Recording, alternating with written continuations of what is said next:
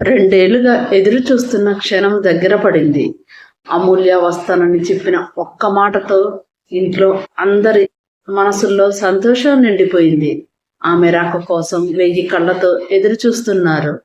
మన్నించు ప్రియ పార్ట్ 98. అమూల్య డిశ్చార్జ్ అయి ఇంటికి వచ్చేసింది. బాబు ఆలనా పాలన అంతా రమ్య సహాయంతో చూసుకుంటుంది. అమూల్యకి ఏ ఇబ్బంది కలగకుండా, తల్లిదండ్రులు దగ్గర లేరే అన్న లోటు లేకుండా ఎంతో జాగ్రత్తగా ప్రేమగా చూసుకోసాగారు నందగోపాల్ రమ్య. అందంగా రబ్బర్ బొమ్మలా ఉన్న బాబును అయితే అసలు వదిలేవాళ్ళు కాదు. వాళ్ళ పిల్లలైన అర్జున్ అవిక కూడా బాబును వదిలేవాళ్ళు కాదు. బాబు నేనెత్తుకుంటానని ఇద్దరు గొడవ పడేవాళ్ళు.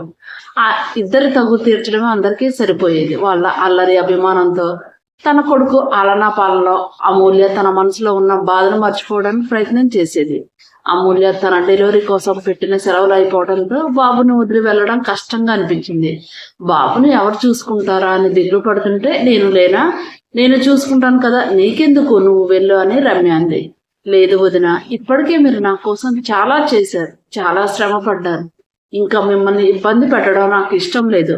పైగా రోజంతా అంటే మీకు చాలా ఇబ్బందిగా ఉంటుంది. ఏదన్నా క్రష్లో వేస్తే బాగుంటుందేమో అంది అమూల్య. మేము ఇంత అభిమానంగా చూసుకున్నా ఇంకా పరాయి వాళ్ళమన్న ఫీలింగ్ నీలో ఉందన్నమాట. ఎంత అభిమానంగా చూసుకున్నా మేము సొంత వాళ్ళం కాదు కదా అని రమ్య బాధపడుతుంటే, సారీ వదిన, నా ఉద్దేశం అది కాదు, మీకెందుకు శ్రమ అని. మిమ్మల్ని బాధపడితే క్షమించండి అంది అమూల్య. క్షమాపణలు ఎందుకు అమూల్య? నన్ను నీ సొంత అక్క అనుకో, నా చెల్లెలకైతే చెయ్యనా? నువ్వు అలాంటి మొహమాటాలు ఏమీ పెట్టుకోకు. ఇంత చిన్న పిల్లోడిని ఎవరి దగ్గర వదులుతావా? నేను అస్సలు ఒప్పుకోను. నాకు ఏమీ ఇబ్బంది లేదు. పిల్లలు ఎలాగో స్కూల్కి వెళ్ళిపోయి ఆఫ్టర్నూన్ వస్తారు. తర్వాత కాసేపు ఆడుకొని పడుకుంటారు. వాళ్ళతో నాకేమీ ఇబ్బంది ఉండదు. ఇక బాబు అంటావా, నువ్వు పాలిచ్చి వెళ్ళిపోయావంటే నిద్రపోతూనే ఉంటాడు. నువ్వు పాలు మిల్క్ బాటిల్లో పట్టించే ఫ్రిడ్జ్లో పెట్టేస్తాను. వాడు లేచిన తర్వాత తాగిస్తాను. చిన్న పిల్లోడు కాబట్టి ఎక్కువ నిద్రలోనే ఉంటాడు. నాకేదో శ్రమ అని నువ్వు సంకోచించాల్సిన అవసరం లేదు. అలాంటి మొహమాటాలు ఏమీ పెట్టుకోకని భర్తతో కూడా చెప్పించింది అమూల్యకి. రమ్య చూసుకుంటుందిలే, ఇంటి దగ్గర ఉండి లావ్ అయిపోతుంది, చూడడం నాకు కష్టంగా ఉంది. కాస్త బాబుని చూసుకుంటే ఎక్సర్సైజ్ అన్నా అవుతుంది. నా కోసం అన్నా ఒప్పుకోవా నవ్వుతూ అన్నాడు. భర్త మాటలకి గురుగా చూసింది రమ్య. ఊరికే అంటున్నాను అన్నట్టు కళ్ళార్పాడు. అమూల్య కూడా తనను ఒప్పించడానికి అలా అంటున్నాడని అర్థమై నవ్వింది. వాళ్ళ అభిమానానికి తానే మిచ్చి రుణం తీర్చుకోగలదు. నిజంగా దీపు వెళ్ళని చూసుకోమని చెప్పి మంచి పని చేసింది. ఒంటరిగా ఇదంతా తాను మేనేజ్ చేసుకోలేకపోయేది. థ్యాంక్స్ దీపు, నేనంటే నీకు ఎంత అభిమానమో తెలుసు. కానీ నువ్వు చాలా కోపంతో ఉన్నావు. నీకు బాబు పుట్టాడని చెప్దామని ఉన్నా చెప్పలేను. నన్ను క్షమించు. త్వరలో నువ్వు నాతో మాట్లాడతావని ఆశిస్తున్నాను అని అనుకుంటూ ఇంకా వాళ్ళని బాధ పెట్టలేక, పైగా అంత చిన్నవాడిని అలా ఎవరి దగ్గర వదిలి వెళ్ళడం ఇష్టం లేక, రమ్య వాళ్ళని ఇబ్బంది పెడుతున్నానన్న బాధ ఉన్నా తప్పక ఒప్పుకుంది. మరి కొన్నాళ్ళలో తన ప్రాజెక్ట్ వర్క్ పూర్తి చేసింది. బెంగళూరు నుంచి వచ్చిన అతను తిరిగి వెళ్ళిపోయాడు. అమూల్య తమ కంపెనీకి రాజీనామా చేసింది. అమూల్య ముందే ఈ ప్రాజెక్ట్ అయిన తర్వాత ఇక్కడ రిజైన్ చేసి వేరే జాబ్ ఎత్తుక్కొని ఇక్కడే సెటిల్ అవ్వాలని నిర్ణయించుకుంది. ఆ ప్రకారమే ఆమె అంతకుముందే ఇంటర్వ్యూకి వెళ్ళింది. అందులో సెలెక్ట్ అయింది. మంచి శాలరీ ఆఫర్ చేశారు ఆమెకి. హౌస్ కూడా వాళ్ళే ప్రొవైడ్ చేశారు. ఈ ప్రాజెక్ట్ టైప్ అక్కడ రిజైన్ చేసింది. అదే స్టీవ్ వాళ్ళ కంపెనీ. తనకు వేరే జాబ్ వచ్చిందని, హౌస్ కూడా ప్రొవైడ్ చేశారని, ఇక వెళ్ళిపోతానని అమూల్య అంటే రమ్య వాళ్ళు ఎప్పటిలాగే వెళ్ళనివ్వలేదు. ఇంకా ఎన్ని నెలలు వాళ్ళ దగ్గర ఉంటుంది? ఇంకా వాళ్ళకు భారంగా ఉండడం అమూల్యకి ఇష్టం లేకపోయింది. లేదు, నేను వెళ్తాను వదిన, ఏమీ అనుకోకండి అందే అమూల్య. నేనెందుకు చెప్తున్నానో విను. బాబు ఇంకా చిన్నవాడే, నువ్వు ఇదంతా మేనేజ్ చేసుకోలేవు. నీకు మా ఇంట్లో ఉండడం మరీ ఇబ్బందిగా అనిపిస్తే ఒక పని చేయి. మన ఇంటి పక్కనే హౌస్ ఖాళీ అయింది, అందులోకి వెళ్ళు. నువ్వు ఆఫీస్కి వెళ్తే బాబు నేను చూసుకుంటాను అంతే. అది కాదు వదిన, కంపెనీ వాళ్ళు నాకు హౌస్ ఇచ్చారు కదా, మళ్ళీ ఇక్కడ అంటే నాకు కంపెనీ కూడా దూరం అవుతుంది. 2 hours కదా, నువ్వు అక్కడ ఉన్నా దూరంగా ఉన్నా మాకు భయంగా ఉంటుంది. నువ్వు బాబు ఎలా ఉన్నారని. ఇన్ని నెలల నుంచి నీతో మాకు అనుబంధం ఏర్పడింది. నువ్వు పరాయి అన్న బావలేదు. నువ్వు ఇప్పుడు బయట ఉండడం కూడా మాకు ఇష్టం లేదు. కాకపోతే నీకంటూ స్వేచ్ఛ ఉండాలని, నీకంటూ ఇల్లు ఉండాలని ఒప్పుకుంటున్నావు. ఈ పక్కనే ఉన్న ఇంట్లోకి షిఫ్ట్ అవుతానంటే వెళ్ళు, లేకపోతే అసలే వద్దు నందగోపాల్ ఖచ్చితంగా అనడంతో అదే విషయం తమ కంపెనీలో చెప్పింది. నీ ఇష్టం, నువ్వు ఎక్కడున్నా మాకు అభ్యంతరం లేదు. ఆఫీస్కి టైంకి వస్తే చాలు. నీకు హౌస్కి ఎంత అవుతుందో ఆ రెంట్ కంపెనీ ప్రొవైడ్ చేస్తుంది అన్నారు మేనేజ్మెంట్. దాంతో అమూల్య రమ్య వాళ్ళ ఇష్ట ప్రకారమే ఆ పక్క హౌస్కి షిఫ్ట్ అయింది. కొత్త కంపెనీకి వెళ్ళడం స్టార్ట్ చేసింది. బాబుని రమ్య చూసుకునేది. ఈవినింగ్ వచ్చి బాబుని తీసుకొని వెళ్ళిపోయేది. కొత్త కంపెనీలో కూడా అమూల్యకి మంచి పేరు వచ్చింది. ఆమె హార్డ్ వర్క్ కి, సిన్సియారిటీకి, ఆమె తెలివితేటలకి కంపెనీలో మంచి గుర్తింపు దక్కింది. త్వరగా ప్రమోషన్లు వచ్చాయి. ముఖ్యమైన ప్రాజెక్టులన్నీ ఆమెకే అప్పచెప్పేవాళ్ళు. ఆమె కూడా అంతే శ్రద్ధతో అన్నింటినీ ఇన్ టైంలో కంప్లీట్ చేసి ఇచ్చేది. దాంతో వాళ్ళందరికీ అమూల్య అంటే గౌరవం, అభిమానం పెరిగాయి. చైర్మన్ కొడుకైన స్టీవ్ ఆమె అందానికి, మంచితనానికి పడిపోయాడు. ఒకరోజు అమూల్య ప్రపోజ్ చేస్తే తనకు పెళ్ళయిందని, బాబు కూడా ఉన్నాడని చెప్పింది. దాంతో అతను క్షమాపణ చెప్పి ఇక నుంచి ఫ్రెండ్స్ గా ఉందామని కోరాడు. అతను మంచితనం తెలిసిన అమూల్య కూడా ఒప్పుకుంది. అప్పటి నుంచి అతను కూడా అమూల్య ఇంటికి వచ్చి బాబుని చూసి వెళ్ళాడు. అలా రమ్య వాళ్ళతో కూడా అతనికి మంచి పరిచయం ఏర్పడింది. బాబుకు అన్నప్రాసన చేశారు నందగోపాల్ వాళ్ళు. అమూల్య వద్దంటున్నా వినిపించుకోలేదు. మనకెప్పుడు ఏవో బాధలు ఉంటాయి అమూల్య. అలానే పిల్లలకి చేయవలసిన మానేస్తావా? మేనమామగా నేను చేస్తానంటూ అక్కడ ఉన్న తెలుగు కుటుంబాలను పిలిచారు. అంతేకాదు అమూల్య ఆఫీస్ లో ఉన్న వాళ్ళని, స్టీవ్ ని కూడా పిలిచారు. వాళ్ళు కూడా వచ్చారు. చాలా ఘనంగా ఆ వేడుకలు చేశాడు నందగోపాల్. ఈ ఆనందాన్ని తమ వాళ్ళు మిస్ అయ్యారు కదా అని వాళ్ళు తలుచుకొని కన్నీళ్లు పెట్టుకుంది అమూల్య. తమ కంపెనీకి రిజైన్ చేసిందని తెలిసిన దీపక్ మరింత కోపం వచ్చింది. కనీసం ప్రాజెక్ట్ అయిపోయిన తర్వాత అయినా వస్తుందేమో అనుకుంది. ఇక రాకపోవడంతో మరింత కోపం పెరిగి జీవితంలో అమూల్యతో మాట్లాడకూడదని నిర్ణయించుకుంది. బాబు పాకుతున్నప్పుడు, బుడిబుడిగా అడుగులు వేస్తున్నప్పుడు అమూల్య ఆనందం చెప్పనలవి కానిది. ఇప్పుడు అమూల్యకి తన వాళ్ళు దూరం అయ్యారన్న బాధ అంతగా బాధించడం లేదు. ఆమె ప్రపంచం అంతా బాబు. వాడే తన లోకం, తన ప్రాణం. వాడి మీద అన్ని ప్రాణాలు పెట్టుకుంది. వాడు అడుగు వేస్తే సంతోషం, వాడు నవ్వితే సంతోషం. వాడి ప్రతి కథలక, ప్రతి మాట అన్నీ ఆమెకు అపురూపమే. అవన్నీ గుండెల్లో దాచుకొని సంతోషపడేది. వాడికి ఏ లోటు లేకుండా చూసుకోవడమే ఆమె ధ్యేయం. అంతకు మించి ఆమెకి ఇప్పుడే కోరికలు లేవు. వాడు అక్కడ ఉంటే ఎంత అపురూపంగా పెరిగేవాడో ఆమెకు తెలుసు. అందరి మధ్య యువరాజులా పెరిగేవాడు. అందుకనే వాడికి అలాంటి లోటు ఏమీ రాకుండా జాగ్రత్తగా, ఎంతో అపురూపంగా, వాడికి ఎటువంటి లోటు రాకుండా అడగగానే అన్ని కొనిచ్చేది. వాడు ముద్దు మాటలకు మురిసిపోయేది. వాడికి కాస్త జలుబు చేసిన, చిన్న జ్వరం వచ్చిన అమూల్య బెంబేలు ఎత్తిపోయేది. బెంగపడేది. తిండి నీళ్లు మానేది. అది చూసిన రమ్య మందలించేది. చిన్నపిల్లలకి అలాగే వస్తాయి. నువ్వు మరీ వాడి మీద ప్రాణాలు ఇలా పెట్టేసుకుంటే ఎలా అమూల్య అనేది. నాకు వాడు తప్ప ఎవరున్నారు వదిన? వాడే నా ప్రపంచం. వాడే నా ఊపిరి, నా శ్వాస, నా ప్రాణం అన్నీ వాడే. వాడి కాళ్ళల్లో ముళ్ళు గుచ్చుకుంటే నా గుండెల్లో గుచ్చుకున్నట్టు ఉంటుంది. వాడు ఎప్పుడు నవ్వుతూ సంతోషంగా ఉండాలి. వాడి కోసం ఈ అమ్మ ప్రాణమైనా ఇచ్చేస్తుంది అనేది అమూల్య ప్రేమకి రమ్య ఆశ్చర్యపోయేది. వాడి మీద ఇంత ప్రేమ పెట్టుకున్నావు కదా అమూల్య, మరి వాడిచ్చిన ఆ తండ్రికి నీకు ఏ గొడవలు ఉన్నాయో తెలీదు. ఒకవేళ అతను తప్పు చేస్తే క్షమించవచ్చు కదా. నీకు ఇంత అపురూపమైన కానుక ఇచ్చినందుకైనా క్షమించవచ్చు అంది అమూల్య. ఏం మాట్లాడేది. అది మాత్రం ఈ జన్మకు జరగవద్దున. వీడు నా ఒక్కదానికే సొంతం. వీడు పుట్టాడని అతన్ని క్షమిస్తాననుకుంటే పొరపాటే. వీడి పుట్టుకు అతన్ని క్షమించడానికి సంబంధమే లేదు. ఇంకోసారి అతని ప్రస్తావన నా దగ్గర తీసుకురాకు. నేను నా కొడుకుతో చాలా సంతోషంగా ఉన్నాను. ప్లీజ్ అతని ప్రస్తావన తెచ్చి నా సంతోషాన్ని పాడు చేయకండి. దాంతో రమ్య మరెప్పుడు అతని ప్రస్తావన తీసుకురాలేదు. బాబు పెరిగి పెద్దవాడవుతున్నాడు. అమూల్య సంతోషం పెరిగింది. తాను, రమ్య వాళ్ళు, బాబు అంతే. తల్లిదండ్రులు, అత్త, దీపం అందరూ గుర్తొచ్చి బాధపడేది. అంతలోనే కొడుకుని చూసుకొని ఆ బాధను దిగమింగేది. ఎంత వద్దనుకున్నా అవి గుర్తు వచ్చేవాడు. ఎందుకు బాబు అలా చేసావు? నువ్వు నన్ను అంత బాధ పెట్టకపోతే ఈ రోజు బాబుతో కలిసి మనిద్దరం సంతోషంగా ఉండేవాళ్ళం. వాడిని మనిద్దరం కలిసి పెంచేవాళ్ళం. వాడికి తండ్రి ప్రేమ లేకుండా చేసామని ఒంటరిగా ఏడ్చేది. అమూల్య పరిస్థితి ఇక్కడ ఇలా ఉంటే అభి పరిస్థితి దారుణంగా ఉంది. ఎప్పుడైతే అమూల్య అభిభాషణ చేయించుకొని తెలిసిందో అప్పటి నుంచి అతని బాధ మరింత ఎక్కువైంది. తన మీద కోపంతో అమూల్య బిడ్డను కూడా చంపేసుకుందని అతనికి మనోవ్యాధి ఎక్కువైంది. ఈ పాపం తనదే అని కుమిలిపోయి మరింత తాగుడికి అలవాటు పడ్డాడు. రాత్రింబవళ్ళు అమూల్య చనిపోయిన పాప ధ్యాస. తాగడం, పడిపోవడం.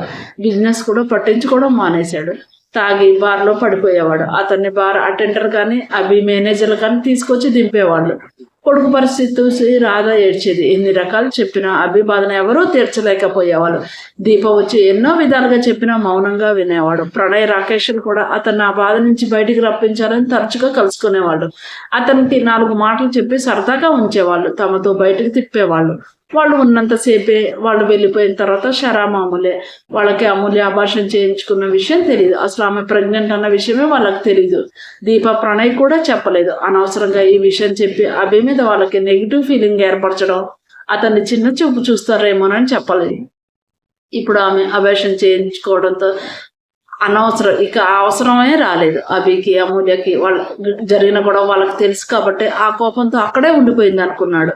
ఒకరోజు అలా తాగి పడిపోయి దెబ్బలతో ఇంటికి వచ్చిన కొడుకును చూసి రాధ ఏడుస్తూ చంద్రశేఖర్కి ఫోన్ చేసి రప్పించింది. కనీసం తన అన్న చెప్తే వింటాడేమోనని. అక్కడ చంద్రశేఖర్ వాళ్ళు కూడా అమూల్య మీద బాధతో బెంగతో ఉండేవాళ్ళు. జానకి అయితే కూతురు మీద బెంగతో చిక్కి సగమైంది. వాళ్ళ బాధ వాళ్ళది. చెల్లెలు ఫోన్ చేయడంతో ఇక తప్పక వచ్చాడు. ఆ స్థితిలో అభిని చూసి చంద్రశేఖర్కి ఎనలేని బాధ కలిగింది. అప్పుడు కూతురికి అభి చేసిన అన్యాయం గుర్తు రాలేదు. అతని మీద కోపం అంతా పోయింది. నువ్వే కదరా మాకు ఉంది, నువ్వే ఇలా అయితే మేము అందరం ఎవరిని చూసి బతకాలరా? దానికోసం నువ్వు ఇలా అయిపోతే ఎలారా? పోతే పోయిందిరా, అది మా కోసం అన్న నువ్వు మంచిగా ఉండరా? నిన్ను వదులుకున్నందుకు అది కదరా బాధపడాల్సింది. నువ్వెందుకురా బాధపడడం? చూడు మీ అమ్మ ఎట్లా ఏడుస్తుందో. తన కోసమైనా నువ్వు మారి బుద్ధిగా ఉండరా అని ఎంతగానో ఎన్నో విధాలుగానో చెప్పాడు. అయినా మౌనం వహించేవాడు అభి. మాకు ఉన్నది నువ్వు ఒక్కడవే కదరా, నీ మీద ప్రాణాలు పెట్టుకుని బ్రతుకుతున్నావు. నీకేదన్నా అయితే మేము బ్రతకం రాని ఏడుస్తున్న తల్లితో అమ్మ నాకేమవుతుంది? ఏమీ కాదు, బాధపడకు, నేనేమీ చచ్చిపోనులే. అమ్మి నాకు వేసిన శిక్షను అనుభవించాలి కదా, అదే నేను చేస్తున్నాను అంతే. నీకు మాట ఇస్తున్నానమ్మా, నేనేమీ చేసుకోను, భయపడకండి. అమ్మి వస్తుందని ఎక్కడో నాకు ఆశ ఉందమ్మా. తన క్షమాపణ కోసమైనా నేను బ్రతికి ఉంటాను బాధగా అన్నాడు అభి. ఆ పనికి మాలిన దాని క్షమాపణ కోసం నువ్వు వెయిట్ చేయడం ఏంట్రా? వదిలే. అది నీ క్షమాపణ అందుకునే అర్హత ఎప్పుడో కోల్పోయింది. ఏ రోజైతే అది ఈ గుమ్మం దాటి వెళ్ళిపోయిందో అప్పుడే అది దాని అర్హత కోల్పోయింది. నువ్వు ఇంకోసారి తాగితే నా మీద ఒట్టే. నీకు నా మీద ఏమాత్రం అభిమానం ఉన్నా ఇలా తాగి తందనాలాడి ఆఫీస్కి వెళ్లకుండా ఉండవు. సక్రమంగా బిజినెస్ చూసుకుంటేనే నీతో మాట్లాడేది, లేకపోతే ఈ ఇంటి గుమ్మం కూడా నేను తొక్కను, ఆలోచించుకో అని కోపంగా వెళ్ళిపోయాడు చంద్రశేఖర్. మేనమామ అన్నంత పనిచేస్తాడని అభికి తెలుసు. అందుకే మెల్లగా బిజినెస్లో పడ్డాడు. ఇంతకుముందు కంటే ఎక్కువగా కష్టపడేవాడు. మరిన్ని బ్రాంచులు విస్తరించాడు. బిజినెస్లో పైకి ఎదుగుతున్నాడే కానీ అతని మనసులో అమూల్య లేని వెళ్తే అలాగే ఉండిపోయింది. పగలంతా బిజినెస్ పనుల్లో పడినా రాత్రి అమూల్య గుర్తొచ్చి బాధతో కుమిలిపోయేవాడు.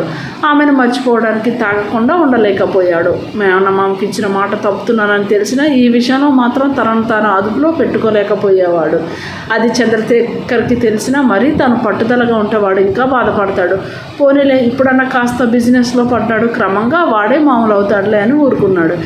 ఇక్కడ ఊర్లో అందరూ చంద్రశేఖర్ గారి అమ్మాయి పెళ్ళైన వెంటనే మొగుడిని వదిలేసి వెళ్ళిపోయిందంట అంటూ వెనకాల గుసగుసలు ఆడుకునేవారు. ఒక్కోసారి బాహాటంగానే అనేవాళ్ళు. అన్నీ అతని చెవిలో పడినా విననట్టు ఉండేవాడు. తన పరువు ప్రతిష్ట పోయినందుకు కూతురు మీద మరింత కోపం వచ్చేది. ఆ కోపంలో కూతురిని మర్చిపోవడానికి ప్రయత్నం చేసేవాడు. కానీ ఎంతైనా కన్న ప్రేమ కదా, ఆ ప్రేమ ఆ పాశం ఎక్కడికి పోతుంది? కూతురు అనునిత్యం గుర్తొచ్చేది. అందరి ముందు అమూల్యాన్ని తిట్టేవాడు. ఆమె లేకపోయినా ఏమీ పర్వాలేదు అన్నట్టు పైకి అనేవాడు. కానీ లోపల కూతురు కోసం కుమిలిపోయేవాడు. జానకికి కూతురుపై బెంగ వేసి మాట్లాడాలనిపించినా భర్త పరిస్థితి చూసి నోరు మెదిపేది కాదు. తనలో తానే కుమిలిపోయేది. అముక్త కూడా అంతే. తండ్రికి భయపడి అక్కతో మాట్లాడడానికి ప్రయత్నించలేదు. ఇక్కడ దీప అమూల్య లేని లోటును భరించలేకపోయేది. చిన్నతనం నుంచి ఒకే ప్రాణంగా ఉండేవాళ్ళు, కలిసిమెలిసి తిరిగిన వాళ్ళు.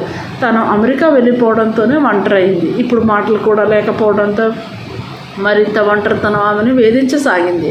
అదే బాధపడుతూ ప్రణయ్ రాకేష్ వాళ్ళతో చెప్తే ఆమెనే తప్పు పట్టి నువ్వు మాట్లాడాల్సింది తనతో, తను బాధతో అలా చేసింది, నువ్వు కూడా ఇలా దూరం అయితే ఎలా? ఇదేనా మీ స్నేహం? తను తప్పు చేసింది అనుకో, నువ్వు క్షమించవచ్చు కదా, తనతో మాట్లాడవచ్చు కదా, ఎన్ని సంవత్సరాలు మాట్లాడకుండా ఎలా ఉంటున్నావు దీపు అని చివాట్లు పెట్టారు. దీపక్ కూడా అమూల్యతో మాట్లాడకుండా ఉండడం ఇక కష్టమైపోయింది. అందుకని తానుగా చేస్తే అమూల్య మరింత మొండిగా ప్రవర్తిస్తుందని మొదట్లో రమ్యకి ఫోన్ చేసింది.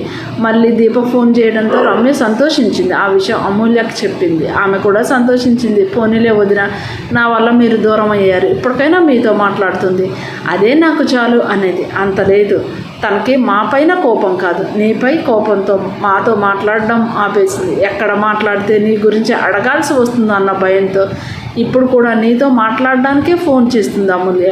కానీ వెంటనే మాట్లాడడానికి మొహం చల్లడం లేదనుకుంటా.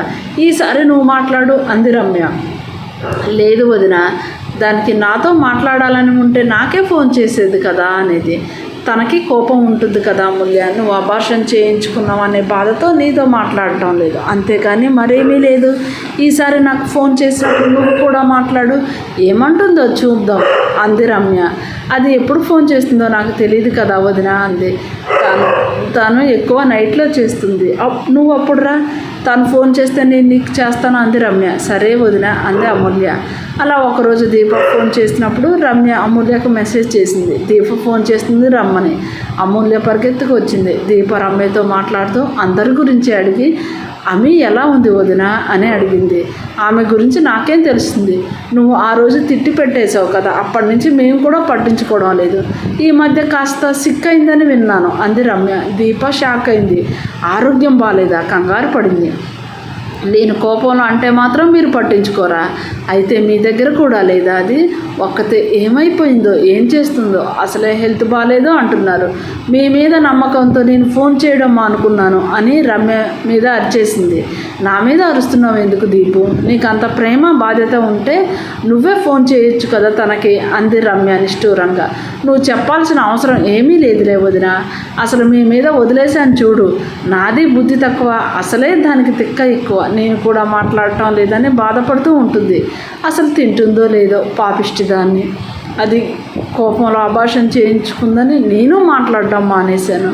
అది ఇన్ని సంవత్సరాలుగా. నాకు అసలు బుద్ధి లేదు బాధగా అంది దీప. తన కోసం దీప అంత బాధపడుతుంటే వింటున్న అమూల్య ఇక ఉండలేకపోయింది. దీపు రమ్య చేతిలో ఫోన్ లాక్కొని ప్రేమగా అంది. దీప షాక్ అయింది. అమి అనుమానంగా అంది. ఏడుపు గొంతుతో అంది అమూల్య. నిజంగా నువ్వే కదా? దీప కూడా ఏడుస్తూ అంది. నేనే దీపు, నీ అమిని ఏడుస్తూ అంది అమూల్య. ఇప్పుడు ఎలా ఉంది? నీకు ఒంట్లో బాగాలేదట కదా అంది. బాగానే ఉన్నాను, నువ్వు కంగారు పడకు ఏడుపు గొంతుతో అంది అమూల్య. అంతే దొంగ మొహం దాన, నేను కోపంలో బాధలో ఫోన్ తీయకపోతే ఇక అంతేనా? వదిలేస్తావా? నన్ను బదులాడొచ్చు కదా, నీకు బాగా బలిసింది. నేను నీకు అక్కర్లేకుండా పోయాను. తిట్ల వర్షం కురిపించింది దీప. అమూల్య సంతోషంగా నవ్వింది. నీ తిట్లు విని చాలా రోజులైంది దీపు, నీ ఇష్టం వచ్చినట్టు తిట్టు, నేనేమీ అనను కళ్ళలో నీళ్లు రాలుతుండగా అంది అమూల్య. ఈడియట్వే నువ్వు, తాను ఏడుస్తూ అంది దీప. నిజమే, నేను ఈడియట్నే ఒప్పుకుంటున్నాను మనస్ఫూర్తిగా నవ్వుతూ అంది అమూల్య. ఇలాంటి వేషాలకి ఏమీ తక్కువ లేదు అంటూ దీప కూడా నవ్వింది. అందరూ ఎలా ఉన్నారు అంటూ తల్లి తండ్రి అందరినీ పేరు పేరుని అడిగింది. అభిని తప్ప. అతని గురించి అడగాలని మనసులో ఉన్న ఎందుకో పెదవి దాటి మాట రాలేదు. ఇది ఇంకా మారలేదు అనుకుంటా అని సర్లే ఇప్పుడు అభి గురించి తీస్తే మళ్ళీ మొదటికే మోసం వస్తుంది అనుకుంటూ అందరూ బాగున్నారు, నువ్వు ఎలా ఉన్నావు అంటూ పరామర్శించింది. అది మొదలుకొని మళ్ళీ వాళ్ళిద్దరి మధ్య మాటలు మొదలయ్యాయి. కానీ బాబు విషయం మాత్రం అమూల్య చెప్పలేదు. దీపతో మళ్ళీ మాటలు మొదలవడంతో ఆమె మనసు మారిందేమో అని అభి ఆశపడ్డాడు. ఆమె గురించి దీపను అడగాలని ఎన్నోసార్లు అనిపించింది. కానీ తనకు హక్కు లేదనిపించి ఆగిపోయేవాడు. ఆయన ఎక్కడో ఒక మూల తప్పకుండా తిరిగి వస్తుందన్న ఆశ మాత్రం అతన్ని వదలలేదు. ఇంతకుముందు దీప కూడా మాట్లాడకపోవడంతో ఆమె ఎలా ఉందో ఏంటో అని బాధపడేవాడు అభి. ఇప్పుడు మాట్లాడుతుందని తెలియడంతో అతనికి కాస్త ఉపశమనంగా అనిపించింది. తాను బాగానే ఉందని సంతోషించాడు. ఒకరోజు ఫోన్లో మాట్లాడుతూ, దీపు నిన్ను చాలా బాధ పెట్టాను, అబార్షన్ అంటున్న ఆమెతో జరిగింది ఏదో జరిగిపోయింది, వదిలేయామే, ఇంకా ఆ విషయాలు గుర్తు చేసుకొని మనం బాధపడొద్దు అంది దీప. దాంతో ఇంకా అమూల్య బాబు పుట్టిన విషయం ఏమీ చెప్పలేదు. ఒకవేళ బాబు గురించి తాను చెప్పొద్దు అన్నా తప్పకుండా అభికి చెప్తుందని మనసులో ఆమెకు భయం. దీపే ఆ విషయం మర్చిపో అనడంతో అమూల్య రిలీఫ్గా ఫీల్ అయింది. ఇక్కడ బిజినెస్ స్కూల్లో చదువుతానని అముక్త అనడంతో హైదరాబాద్ తీసుకొచ్చి జాయిన్ చేశారు చంద్రశేఖర్. చెల్లెలు ఇంట్లోనే పెట్టాడు. హాస్టల్లో పెట్టడం అతనికి ఇష్టం లేకపోయింది. అముక్త రాకతో వాళ్ళలో ఉన్న బాధ కాస్త మర్చిపోయి మామూలు అవ్వసాగారు. అముక్త తన అల్లరితో చిలిపి మాటలతో అందరినీ మామూలు మనుషులను చేయసాగింది. అభి మాత్రం తన బిజినెస్లో బిజీ అయిపోయాడు. వ్యాపారాన్ని ఇంకా విస్తరించసాగాడు. ఆ బిజీలో తనను తాను మర్చిపోయి అమూల్యాన్ని మర్చిపోవడానికి ప్రయత్నం చేసేవాడు. కానీ ఎక్కడ అతని ప్రయత్నం ఫలించేది కాదు. ఇక్కడ ప్రణయ్ వాళ్ళ చెల్లెలు చదువైపోవడంతో ఆమెకు సంబంధం చూసి పెళ్లి చేశారు. ఇక దీప ప్రణయ్ పెళ్లి చేద్దాం అనుకున్నారు. ముహూర్తాలు కూడా పెట్టేశారు. తనకు పెళ్లి కుదిరిన విషయం అమూల్యకి చెప్పింది. అమూల్య చాలా సంతోషించింది. నువ్వు తప్పకుండా పెళ్ళికి రావాలి, మానుకుంటే మాత్రం నేను ఊరుకోను. ఈ సాధన మాత్రం నిజంగానే నేను మాట్లాడను, నువ్వు ఏడ్చి గోల చేసిన అంది దీప. తప్పకుండా వస్తాను దీపు, నీ పెళ్ళికి నేను రాకుండా ఉంటానా? ఇప్పటి నుంచే రాను అంటే దీప బాధపడుతుందని అప్పటికి ఏదో విధంగా మేనేజ్ చేయొచ్చు అనుకుంది అమూల్య తన పెళ్ళికి వస్తుందని చెప్పడంతో మళ్ళీ అందరిలో ఆశ చిగురించింది. ముఖ్యంగా తన అమ్మి వస్తుంది, 2 సంవత్సరాల తర్వాత ఆమెను చూడబోతున్నాను. సంతోషంతో తలమునకలయ్యాడు. ఆమె వస్తుంది, తనని ఇలా చూస్తే అసహించుకుంటుందేమోనని డ్రింక్ మానేసి తన ఆరోగ్యంపై దృష్టి పెట్టి 10 రోజుల్లో మునుపటి అభిలా తయారయ్యాడు. అతన్ని చూసి అందరూ ఆశ్చర్యపోయారు, ఆ తర్వాత సంతోషించారు. నిజంగా ఆమె వీడిని క్షమించి ఇక్కడే ఉంటే ఎంత బాగుండు అని అందరూ ఆశతో ఆమె కోసం ఎదురు చూస్తున్నారు. అయితే రోజులు లెక్క పెట్టుకుంటూ ఆమె కోసం కళ్ళు కాయలు కాచేలా ఎదురు చూడసాగాడు. ఈ భాగం ఇక్కడితో సమాప్తం. అమూల్య కోసం రోజులు లెక్క పెడుతున్న ఆమె చేతిలో మళ్ళీ చిత్తుగా ఓడిపోతున్నాడని అతనికి తెలియదు. ఈ భాగం ఇంతటితో సమాప్తం. ఈ భాగం మీకు నచ్చినట్టయితే లైక్ చేయండి, షేర్ చేయండి, సబ్స్క్రైబ్ చేయండి. మీ అమూల్యమైన అభిప్రాయాలను కామెంట్ రూపంలో నాకు తెలియజేయండి. ఇంకా ఎవరైనా సబ్స్క్రైబ్ చేయకుండా చూస్తున్నట్టయితే ప్లీజ్ మీరు కూడా సబ్స్క్రైబ్ చేసుకోండి. మన ఛానల్ మానిటైజేషన్ కోసం ఇంకొక 30 మెంబర్సే కావాలి. మీ అందరూ తప్పకుండా సబ్స్క్రైబ్ చేసుకుంటే మన ఛానల్ మానిటైజేషన్ అవుతుంది. మన ఛానల్ గ్రోత్లో మీ వంతుగా సహాయపడండి. మీకు తెలిసిన వాళ్ళకు కూడా రికమెండ్ చేయండి. మళ్ళీ నెక్స్ట్ పార్ట్లో కలుసుకుందాం. అంతవరకు సెలవు. ధన్యవాదములు.